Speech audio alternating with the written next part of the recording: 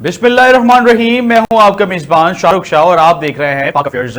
नाजरीन, इस वक्त हम बात करने जा रहे हैं मुल्क में महंगाई का एक नया तूफान आने वाला है। चीनी की कीमतें आसमान से बातें कर रही हैं। वजीर आजम शहबाज शरीफ ने शुगर मिल्स मालिकान को तलब कर लिया है। FIA मुतहरक हो चुकी है, मगर क्या आवाम को इससे रिलीफ मिलेगा या फिर ये सिर्फ जो है वो एक दिखावा है। दूसरी तरफ खैबर पख्तूनख्वा में अगवान महाजरीन की जो है वो बेदखली के मामले पर वजीर आला अली अमीन गंडापुर अगवानी जो है वो सपोर्ट में आए हैं और उन्होंने एक बड़ा जो है वो ऐलान बयानिया जो है वो दिया है कि अगवानियों को मुल्क से निकालने के बजाय उनको शहरियत देने का उन्होंने मुतालबा कर दिया है। क्या ये मौक़िफ़ सिक्योरिटी पॉलिसी के जो है वो मुतसादिम है और इसके मुमकिना असरात क्या होंगे। उसी के साथ खैबर पख्तूनख्वा के जो मुशीर है, मुशीर इत्तलात बैरिस्टर जो है वो बैरिस्टर अली सैफ, उनका भी जो है वो कहना है कि हुकूमत पर सख्त उन्होंने जो है वो वार किए हैं और उन्होंने कहा है कि PTI एक मुहिब्बे वतन जमात है,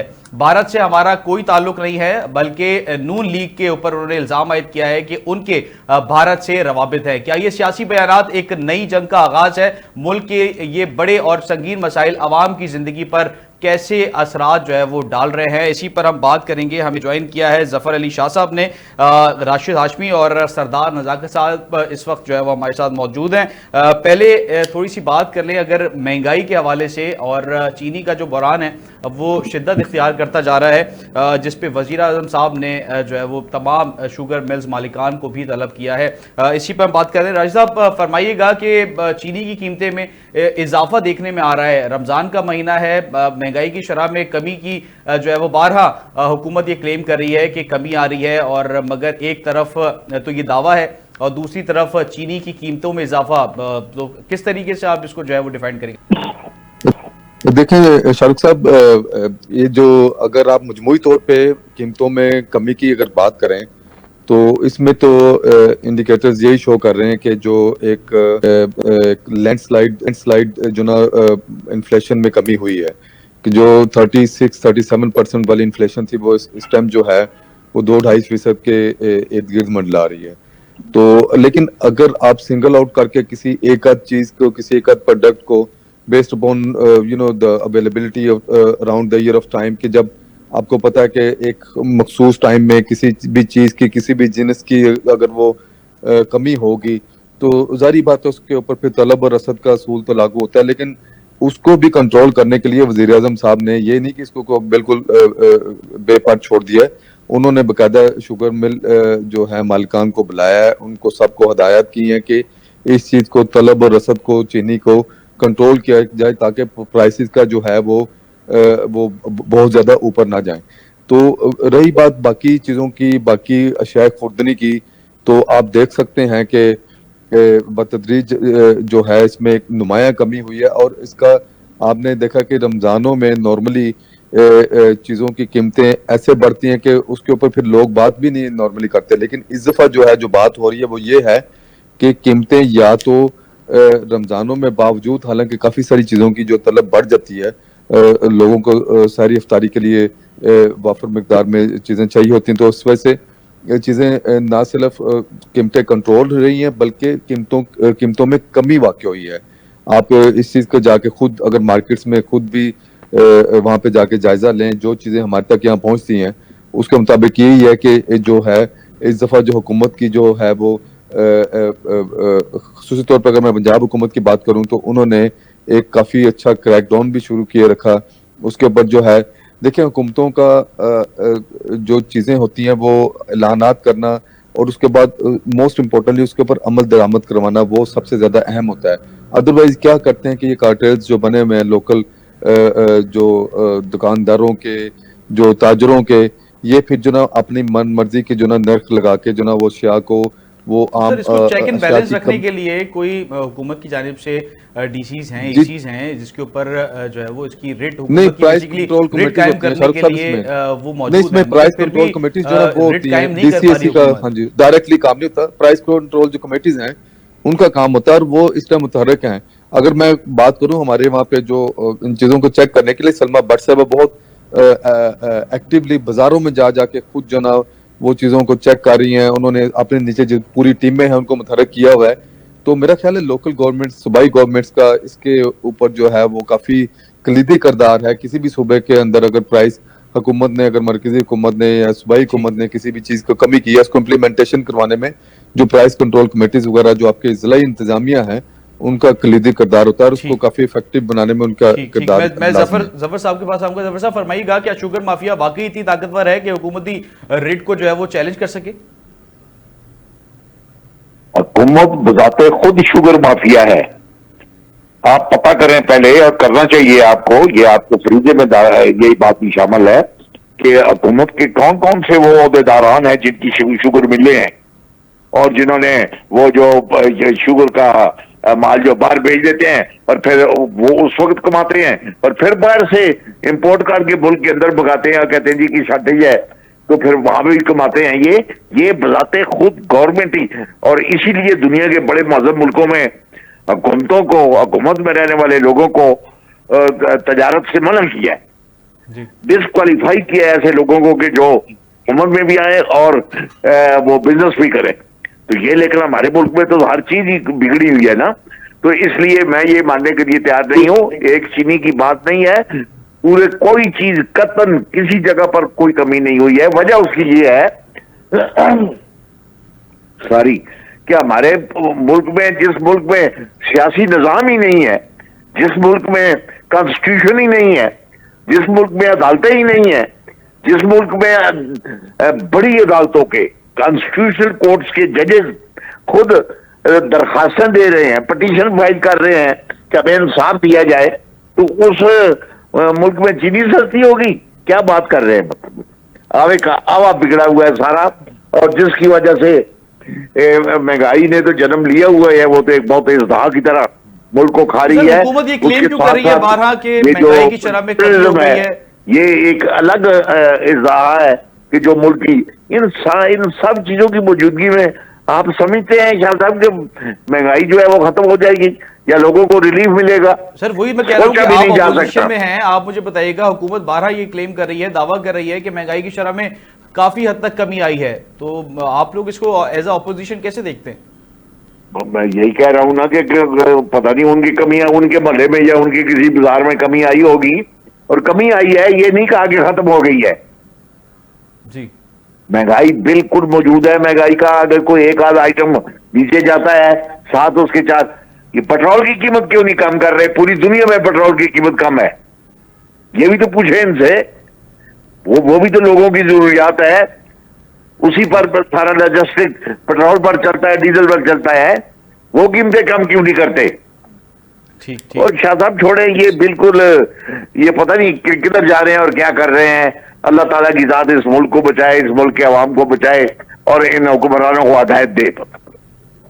ठीक ठीक, मैं सरदार साहब से सवाल करूंगा। सरदार साहब, जैसे कि जफर अली शाह साहब ये फरमा रहे हैं कि बहुत सारे जो शुगर मिल्स मालिकान हैं वो हुकूमत में इस वक्त मौजूद हैं, ये दावा जो है वो कर रहे हैं जफर शाह साहब, तो ये बताइएगा चीनी की जो बरामदात है, बरामद करने की इजाज़त किस बुनियाद पर दी गई, जिस मुल्क में महंगाई पहले से ही इस वक्त जो है वो अरूज पर नजर आ रही है?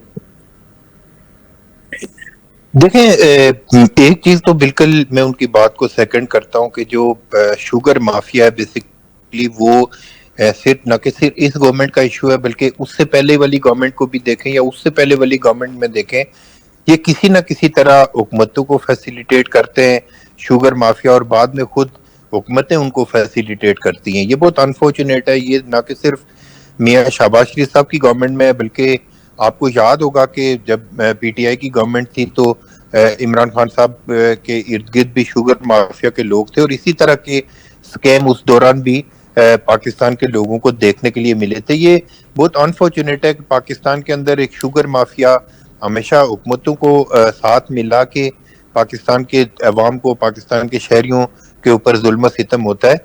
लेकिन एक चीज मैं थोड़ी सी क्लैरिफाई कर दूं कि बाकी शुगर के हवाले से बिल्कुल आपकी बात को मैं सेकंड करता हूँ, शाह साहब की बात को भी सेकंड करता हूँ, लेकिन बाकी चीजें, बहुत सारी चीजों में बिल्कुल कमी आई है और बात से दरीज बिल्कुल कमी आनी चाहिए, क्योंकि ये जितनी भी महंगाई हुई है इससे पाकिस्तान का आम आदमी जो है उससे बहुत मुतासिर हुआ है। आज भी मेरे ख्याल में मैं सब्जियों के रेट देख रहा था तो आज टमाटर 30 रुपए किलो है, तो बहुत खुश आइंदा बात है कि पाकिस्तान के अंदर कुछ ना कुछ पाकिस्तान के लोगों को रिलीफ मिला है। लेकिन जरूरत इस अमर की है कि जिस तरह पाकिस्तान के अंदर बड़े बड़े कार्टेल, बड़े बड़े माफियाज काम कर रहे हैं, उनको लगाम देने की जरूरत है और एक ट्रांसपेरेंट सिस्टम बनाने की जरूरत है, ताकि पाकिस्तान के अंदर कोई भी शख्स कोई भी हुकूमत इन माफियाज के आगे ब्लैकमेल ना हो सके। आज भी मैं आपके चैनल के तवसत से मियां शाहबाज शरीफ साहब को और उनकी पूरी टीम से ये रिक्वेस्ट करता हूं कि जो लोग, अगर चाहे वो हुकूमत में या अपोजिशन में या किसी ना किसी तरह से उन्होंने माजी में इलेक्शंस के अंदर या किसी तरह से हुकूमतों के नुमाइंदों की अगर सपोर्ट की है, तो उसको वो उस वक्त वो फैसिलिटेट हुए और आज हुकूमत उनको फैसिलिटेट ना करे, बल्कि पाकिस्तान के अवाम को रिलीफ मिलना चाहिए। और जिस तरह पाकिस्तान के अवाम में महंगाई और बेरोजगारी और जिन हालात से पाकिस्तानी कौम इस वक्त गुजर रही है, और बिलखुसूस जिस तरह लॉ एंड ऑर्डर पाकिस्तान के अंदर, लॉ एंड ऑर्डर की जिस तरह बहुत बुरी सिचुएशन है, उसमें जरूरत इस अमर की है कि हुकूमत पाकिस्तान को पाकिस्तान के तमाम स्टेक होल्डर को साथ लेके चलना चाहिए। मैं आज भी इस चीज पे कन्विंस्ड हूँ कि हुकूमत पाकिस्तान को पाकिस्तान के तमाम इदारों को फ्लेक्सिबिलिटी शो करनी चाहिए और इमरान खान समेत तमाम पॉलिटिकल फोर्सेस के साथ डायलॉग करके पाकिस्तान के अंदर जो पॉलिटिकल स्टेबिलिटी है उसको उनको मेंटेन करना चाहिए, ताकि हम जो इस वक्त एक लहर आई हुई है दहशतगर्दी और इंतहा पसंदी की, और इसमें इंटरनल और एक्सटर्नल दोनों हैंड मौजूद हैं, और हमें जरूरत की समझ की है कि हम जो हमारे छोटे छोटे इख्तिलाफात है उनको बुला के हमें बात करेंगे इसके ऊपर। पहले मैं राशिद साहब से इसके ऊपर जो है मौके ले लूं। राशिद साहब, ये फरमाइएगा, जैसे कि जफर शाह साहब ये क्लेम कर रहे हैं कि बहुत सारे लोग हुकूमत का हिस्सा है जो कि शुगर मालिकान है, उसको आप लोग किस तरीके से जो है वो डिफेंड करेंगे? और ये भी बताइएगा कि क्या अगर वो हुकूमत का ऑलरेडी हिस्सा हैं या उसमें जो है वो पार्टी के जो है वो शामिल हैं वो लोग जो शुगर मालिकान हैं, तो फिर वजीर आजम साहब जो शुगर मालिकान को तलब कर रहे हैं, क्या ये फर्जी है? देखें जी, इसमें ये जो डायलॉग्स की हद तक तो बातें ठीक हैं कि हुकूमत के लोग जो हैं वो इसका हिस्सा हैं, फलाने हैं। मुझे ये बताएं कि किस पार्टी के लोग हैं जिनकी शुगर मिलें नहीं है? क्या जिन जिन जिन जमातों को ये दूसरे मेरे दोस्त अहबाब जो हैं रिप्रेजेंट करते हैं, क्या उन लोगों के नुमाइंदों की शुगर मिले नहीं है कि ये सिर्फ हुकूमती लोगों की ही शुगर मिले हैं? अब रेशो उठा के देख लें, मेरे ख्याल में हिसाब कदर जुसा सभी लोग इसमें मौजूद हैं। लेकिन बात इस चीज की नहीं है, बात इस चीज की ये है कि अगर जो प्राइस अगर किसी चीज की ऊपर जाएगी तो ओपोजिशन वालों को इसका फायदा मिलेगा, वो उन लोगों को शोर मचाने का मौका मिलेगा। अगर हुकूमती जमातों की जो वो लोग हुकूमतों में बैठे हैं, तो कहीं किसी जगह पर अगर महंगाई होती है तो हमें जवाबदेही भी हमें ही करनी पड़ती है, किसी ओपोजिशन वाले को जवाबदेही नहीं करनी पड़ती। वो बल्कि एक तरफ से तो अपना शुगर मिल का मुनाफा भी कमा रहे होते हैं, दूसरी तरफ बैठे शाम को प्रोग्रामों में हमारे ऊपर तनकीद भी कर रहे होते हैं। तो इस वजह से ये तो बड़ी क्लियर सी चीज है कि हम लोग इसमें किसी भी जगह पे हम लोग रिसीविंग एंड पे नहीं है।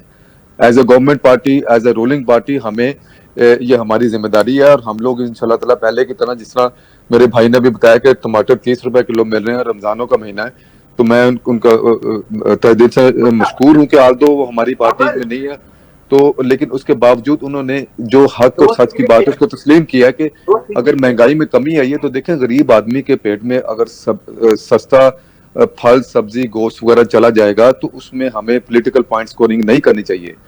अभी मतलब ये कहा जा रहा है कि लो जी महंगाई में कमी नहीं है, एक दो चीजों में कमी, एक बाय एंड लार्ज चीजों में कमी आई है, काफी हद तक उसका आम आवाम को भी जो है वो रिलीफ मिल रहा है। और दूसरा ये कि थोड़ा बहुत अगर कहीं पे कमी कुताही है तो मेरे ख्याल में अगर इफेक्टिवली वहाँ की local market committees, price control committees वगैरह या लोकल इंतजामिया काम करें तो मेरे ख्याल में वो मतलब मैक्सिमम रिलीफ जो है वो एंड यूजर को, गरीब आवाम को मिल सकता है। तो इसमें एक तो बात यह है। दूसरी बात यह है कि देखिए, आपने अभी बात की वहाँ पे दहशतगर्दी के हवाले से, तो इसमें देखें जो दहशतगर्दी है इसके ऊपर मैं किसी के ऊपर इल्जाम नहीं लगा रहा। आप जाके मुख्तलिफ सियासी जमातें जो हैं हमारी 3-4 जो बड़ी मेन सियासी जमातें, उनको ट्विटर हैंडल्स उठा के देख लें, वो कौन सी जमात, मैं बगैर नाम लिए बात कर रहा हूँ, आपको पता चल जाएगा कि कौन सी जुबान मुसाद और इराक की जो ना वो लैंग्वेज बोल रही है, उनके जो फॉलोअर्स हैं वो किस तरह की गलीज तरीन जो है वो सर इसके ऊपर हम बात करेंगे क्योंकि बैरिस्टर साहब ने भी एक बड़ा बयान जो है वो दिया है कि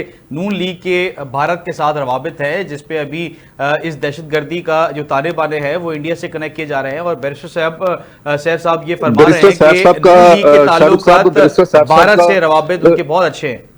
नहीं, बैरिस्टर साहब के बयान को तो उनकी पार्टी भी ऑन नहीं करती, तो आप मेरे से इसके ऊपर क्या कमेंट लेंगे? वो मुज़ाहिरा केस सा बंदा है, तो उसको तो आधी से ज्यादा उसकी जमात भी ऑन नहीं करती। अब मैं उठ के कह दूं कि लो जी मैं एक फलानी पार्टी के फलाने से ताल्लुक है, भाई मुझे साबित करना पड़ेगा ना। अगर मैं किसी के ऊपर इल्जाम लगा रहा हूं तो मैं महज इल्जाम नहीं लगा रहा, मैं ये कह रहा हूं कि आप जाएं जाके पीटीआई के ट्विटर हैंडल उठा के देख लें। पीटीआई के जितने जो फॉलोअर्स हैं, जो मेन बड़े बड़े अकाउंट्स हैं, वो किस अंदाज में इस पूरे बलोचिस्तान ट्रेन वाले वाकये की जो तस्दीक करते रहे हैं।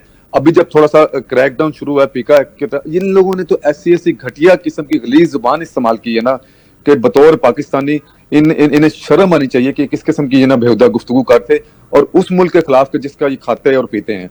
तो इसमें जो बैरिस्टर सैफ साहब जो कह रहे हैं ना, तो बैरिस्टर सैफ साहब की अपनी जितनी औकात है, मैं इसके बारे में चूंकि वो यहाँ मौजूद नहीं है, जफर साहब से मैं इसके ऊपर मौकिफ लूंगा। मैं जो पहले मैं सरदार साहब के पास आऊंगा। सरदार साहब ये फरमा दीजिएगा, अली अमीन गंडापुर साहब ने एक बयानिया जारी किया है जिसमें अफगान मुहाजिरीन को शहरियत देने का मुतालबा कर रहे हैं। वो क्या ये मुल्क की सलामती के लिए जो है वो खतरा नहीं है? मैं कोई इल्जामात नहीं लगा रहा। जी बिल्कुल बिल्कुल राजी साहब, मैं सरदार साहब से मौकिफ ले लूं। सरदार साहब लेकिन मेरी बात ये है, मैं का जो बयान है कि अफगान मुहाजिरीन को शहरियत दे दी जाए, तो ये मुल्क की सलामती के लिए खतरा नहीं है? देखें, बहुत अनफॉर्चुनेट है कि एक सूबे का वजीर आला एक ऐसे शख्स को बनाया गया। हमारे मुल्क की बदकिस्मती है कि जो ना पाकिस्तान के आइन को मेरे ख्याल में उन्होंने पढ़ा है, ना पाकिस्तान के कानून से वो वाकिफ है। जो डेफिनेटली वफाक की सतह पे जो पॉलिसी बनती है उसको ऑन करना पड़ता है, क्योंकि हम एक फेडरेशन में रहते हैं और फेडरेशन के 4 सूबे हैं और चारों सूबों को अपने वफाक की जो पॉलिसी है उसको टो करना पड़ता है। लेकिन अनफॉर्चुनेटली मेरी नजरों से भी ये स्टेटमेंट गुजरी है। तो देखें, मैं ये तो नहीं कह रहा कि कोई इंसानियत के खिलाफ कोई बात की जाए या किसी तरह से कोई ऐसे इकदाम उठाए जाएं कि जिसमें इंसानी हुकूक की पामाली हो, लेकिन मैं ये समझता हूँ कि पाकिस्तान के अंदर जिस तरह अफगान शहरियों का रोल रहा है और जो पाकिस्तान में जो पाकिस्तान की हुकूमत का, पाकिस्तान के अवाम का रोल रहा है, वो सबके सामने है। लेकिन जो नुकसान अफगान शहरियों की तरफ से पाकिस्तानियों को मिला, जो दुख दर्द और जो आज भी जो दहशतगर्दी और इंतहा पसंदी प्लांटेड की जाती है पाकिस्तान के अंदर, वो प्लांट होती है अफगानिस्तान से। तो हमें तो अपनी चीजों को क्लियर करने की जरूरत है और हमारी जो पॉलिसी है उसको क्लियरिफाई करने की जरूरत है कि हमें जो पाकिस्तान के अंदर इनलीगल इमिग्रेंट्स हैं उनको अपने अपने मुल्क को रवाना करने की जरूरत है। आज भी मेरे अपने ख्याल के मुताबिक मेरे ख्याल में 1 करोड़ के आसपास में 80 लाख 1 करोड़ के आसपास में पाकिस्तान के अंदर इनलीगल इमिग्रेंट्स रहते हैं और उनको डेफिनेटली अपने मुल्क में भेज के हमें अपने मुल्क को सेव करना है। जहां तक आपने केपीके के चीफ मिनिस्टर साहब की बात की, उनकी स्टेटमेंट को मेरे नहीं ख्याल के पाकिस्तान का कोई भी शख्स उनको संजीदा लेता है और वो अगर इस तरह की स्टेटमेंट दहशतगर्दी और इंतहा पसंदी को सपोर्ट करने के मुतरादिफ है जो इस तरह की जो स्टेटमेंट उन्होंने दी है।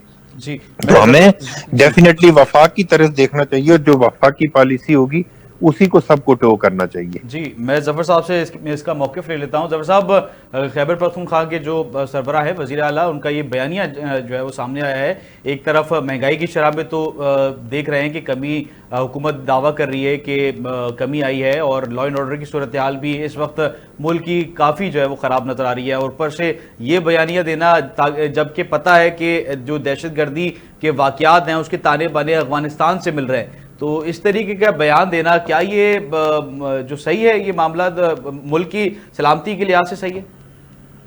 शाह साहब, बयान के पस मंजर में भी आपको जाना पड़ेगा। क्या ये अफगान रेफ्यूजी जो हैं ये आज आए हैं या एक हफ्ता हुआ है ये आए हैं पाकिस्तान में? ये जनाब साबिक चीफ मार्शल एडमिनिस्ट्रेटर ज़ियाउल हक साहब के दौर में आए और इनकी तादाद 50, 60, 70 लाख से भी ऊपर चली गई थी, और उस वक्त से लेकर आज तक यहाँ पर अफगानी पाकिस्तान की सरजमीन पर केपी के बलोचिस्तान, पंजाब, हर जगह पर, सिंध में, यहाँ पर आज उनकी रिश्तेदारियां, बरादरियां, पैदा बच्चे इधर हुए और उन्होंने जायदादें खरीद ली, उन्होंने मुलाजमतें ले ली, उन्होंने आइडेंटिटी कार्ड ले लिए, कुछ कानूनी कुछ गैर कानूनी रिश्वत देकर। तो जब इस कदर ये सूरत हाल हो गई हो तो इस इशू को गौर से देखना चाहिए। और नंबर 2, हमारे कौम दो ही थे, हमारे हमसाए और बॉर्डर थे, एक ईस्टर्न बॉर्डर, एक वेस्टर्न बॉर्डर।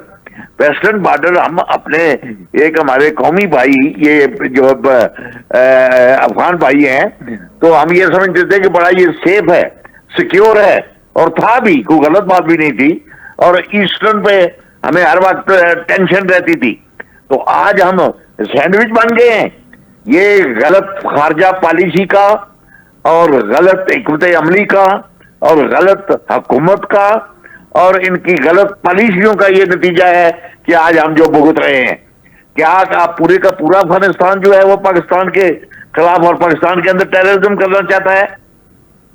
टेररिज्म तो एक क्राइम का नाम है ना, वो तो क्रिमिनल लोग जो है, और उसमें तो जरूरी नहीं अफगान होते हैं, उसमें पाकिस्तानी भी होते हैं। तो इसलिए ये बड़ा गौर तलब और बड़ा सेंसिटिव सब्जेक्ट है, और इस पर हमारे खारजा मारीन जो है उनको तवज्जो देनी चाहिए।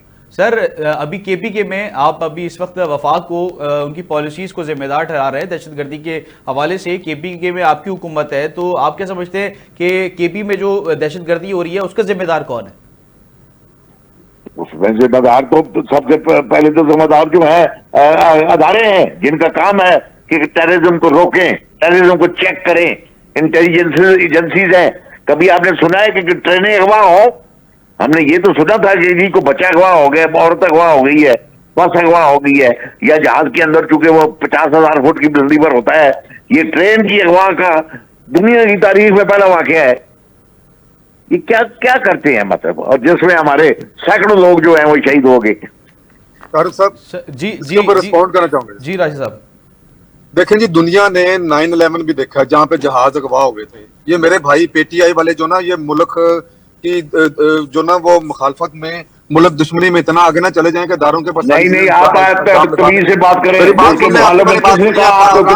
मुखालफ है हम, मुल्क के मुखालफ आप लोग हैं, तमीज से बात करें। आप ऐसे इल्जाम ना ठोक दें। ट्रांसफर करवाना है, इनका काम क्या ये है कि वो वहां पे बैठ के जो है वो पैसे खाएं। अगर इनका काम लॉ एंड ऑर्डर की सिचुएशन क्रिएट करना नहीं है, ये किस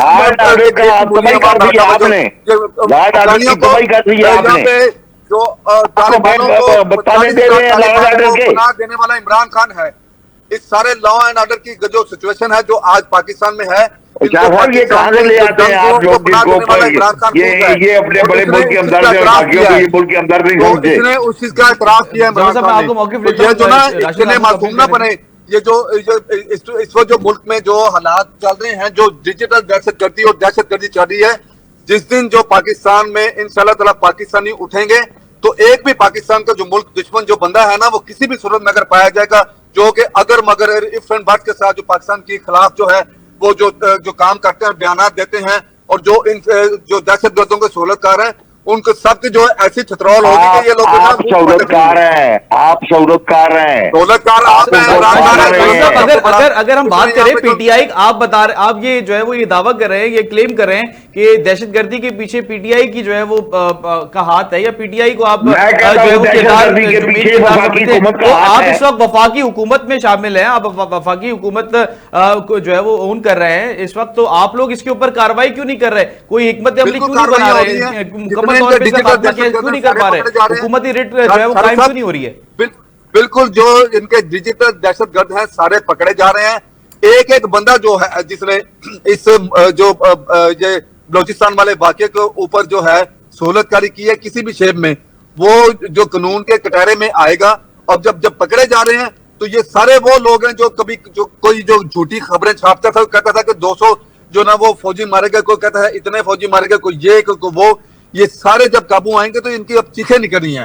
तो मैं ये आपके प्रोग्राम के तौर से बड़े वाज़ेह तौर पे ये पैगाम देना चाहता हूँ कि इंशाअल्लाह ताला तमाम मुहिब वतन पाकिस्तानी इस सब्ज हलाली परचम के नीचे अपनी अफवाज पाकिस्तान के साथ जो है वो कंधे के साथ कंधा मिला के खड़े हैं। अगर चंद सरपरस्त पसंद अनासर के जो फॉरेन फंडिंग वाली जमात पीटीआई है, जिसके फंडिंग जो है जो फॉरेनर्स करते थे, ये मैं नहीं कर रहा, ये अरशद शरीफ ने अपने प्रोग्राम में साबित किया था। मैं जफर साहब से जफर साहब से मान दे देता हूं।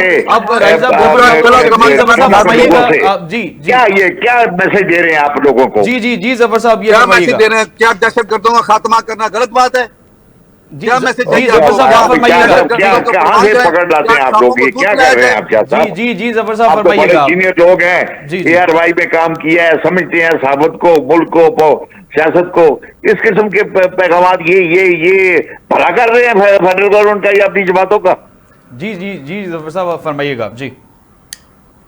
और पूछे आप, क्या बताना है आपको? क्या बता जी, चुके जफर हैं? साहब, ये इनकी समझ से इनकी सर से फरमाइएगा ऊपर से कि- बातें गुजर जाती है, हम क्या करें? जी वफाकी ये आपके हुकूमत- प्रोग्राम नहीं समझ सकते, ना आपके सवालों को समझ सकते हैं। इन्होंने एक तरीका पकड़ा हुआ है बस, ठीक है। अब पालस की डब्बी है, पुरुष इनके हाथ पे ठका ठक लगे होते हैं हर जगह पर, ये इसी तरह। सर आप लोग तो बहसियत पीटीआई ये दावा कर रही है कि वो मुहिब वतन जमात है और उसके ऊपर जो है वो काम दावा क्या कर रही है? बिल्कुल। पाकिस्तान की सारी सियासी जमातें जो है मुहिब वतन है। कोई भी नहीं चाहेगा कि पाकिस्तान के खिलाफ जो है वो बात की जाए, मगर अंदरूने जो मामलात हैं, कोई ना कोई ऐसा शरपसंद अनासिर है वो पीटीआई में दाखिल हो जाता है, किसी भी जमात में जो है वो दाखिल हो जाता है, तो उसकी निशानदेही करना भी उस पार्टी की जो है वो जिम्मेदारी है। मगर हम अगर बात करें कि अफगान मुहाजिरीन को जो है वो बेदखली के बजाय शहरियत देने की हिमायत करना, उस पे पीटीआई कितना स्टैंड ले रही है? वाकई जो है वो उनको शहरियत किसने हमायत की है? शाह साहब क्या कर रहे हैं? किसने हमायत की है? सर वजीर आला अली अमीन गड्ढापुर साहब ये फरमा रहे हैं कि अफगान महाजिर को बेदखली के बजाय तो क्या हो गया? ये फॉरेन पॉलिसी अपनी ठीक है, अगर उसने ये कह दिया तो कोई गलत बात नहीं है। इस पर सोचो विचार करें। अली अमीन गड्ढापुर ने की है।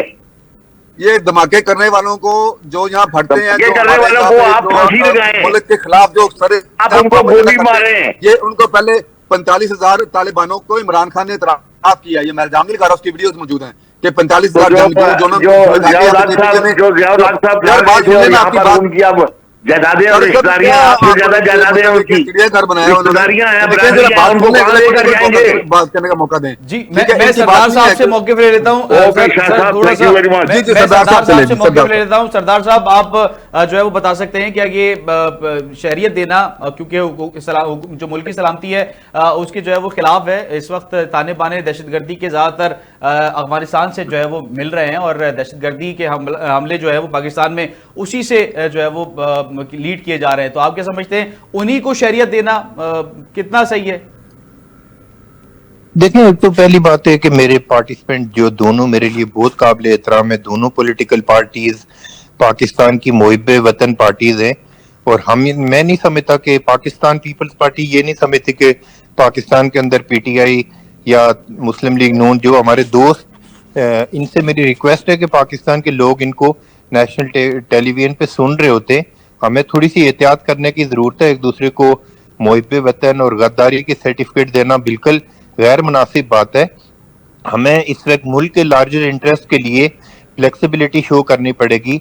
मैं नहीं समझता कि पाकिस्तान के अंदर कोई भी पॉलिटिकल पार्टी पीटीआई समेत उसके अंदर कोई अमली तौर पे कोई दहशतगर्दी और इंतहा पसंदी मौजूद है।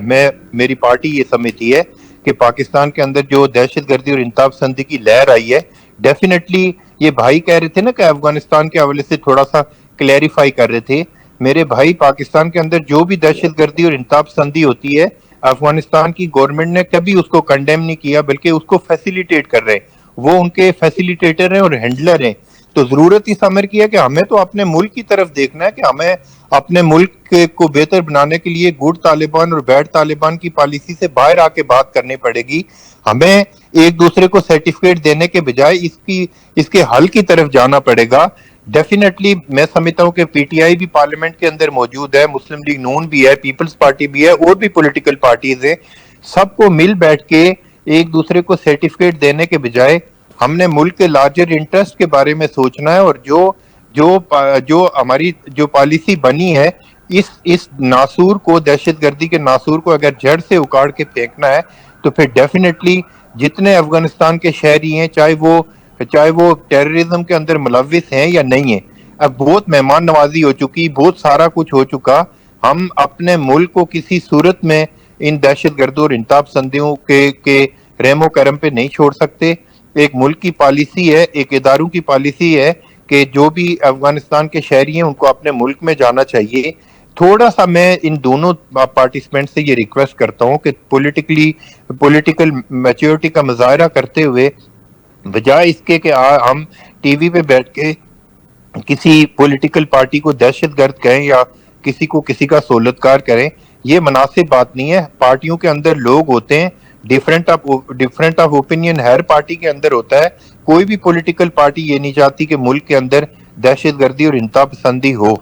तो मैं समझ रहा हूँ कि हमें टॉलरेंस का मुजाहरा करना चाहिए। पर मुझे एक सवाल है आपसे, आपने बड़ी टाइम शॉर्ट रह गया है, टाइम शॉर्ट रह गया है। सरदार साहब ये बता दीजिएगा, इतने स्लीपर सेल्स पाकिस्तान में जो है वो काम कर रहे हैं, जिसके ताने बाने अब हमारे हमसाया ममालिक से जो है वो मिल रहे हैं, और उन्हीं को जो है वो उनकी मेहमान नवाजी करना, क्या ये सही है? और उनको नेशनैलिटी देना, तो आप क्या समझते हैं, इसका बता दें, क्या ये सही है? नहीं, मैं अपने पीपल्स पार्टी वाले दोस्त से ये पूछूंगा कि क्या ये जो पीटीआई का जो अपना ट्विटर हैंडल जो है, जिस किस्म की मतलब एक बेहुदा लैंग्वेज पाकिस्तान के खिलाफ इस्तेमाल कर रहा है, मैं किसी को सर्टिफिकेट नहीं दे रहा, आप इसको क्या मुहिब वतनियत कहेंगे? देखिए, इंडिविजुअल अगर कोई इंडिविजुअली अगर कोई कर रहा है, इंडिविजुअल नहीं है, इनका ऑफिशियल हैंडल है, इंडिविजुअल नहीं है। सॉरी, अगर इंडिविजुअल होता ना तो मैं बात नहीं करता। इनका ऑफिशियल बात यह है कि अगर कोई भी ये तो आज भी जो इनका बनी गाला से एक हैंडलर पकड़ा गया है जो इस तरह की चीजें कर रहा था, उससे मैं देख रहा था कि वकास अकरम साहब ने उससे टाइम जो है वो शॉर्ट है। नेक्स्ट जो है वो प्रोग्राम में इसको डिस्कस करेंगे। आप तमाम गेस्ट का जो है वो बेहद शुक्रिया। नाजरीन, चीनी की बढ़ती हुई कीमतें, शुगर माफिया के खिलाफ कार्रवाई, अगवान माजरीन की शहरियत का मामला और सियासत में एक दूसरे पर जो है वो इल्जामात, ये सब हमारे सामने जो है वो खुले सवालात मौजूद है। लेकिन असल सवाल जो है वो ये है कि क्या हुकूमत इन मसाइल को हल करने में संजीदा है, या ये सब सिर्फ बयानबाजी तक जो है वो महदूद रहेगा। अपने मेजबान शाहरुख शाह को टीम के हमरा इजाजत दीजिए। अपना और पाकिस्तान का बहुत ख्याल रखें। अल्लाह हाफिज। पाकिस्तान जिंदाबाद।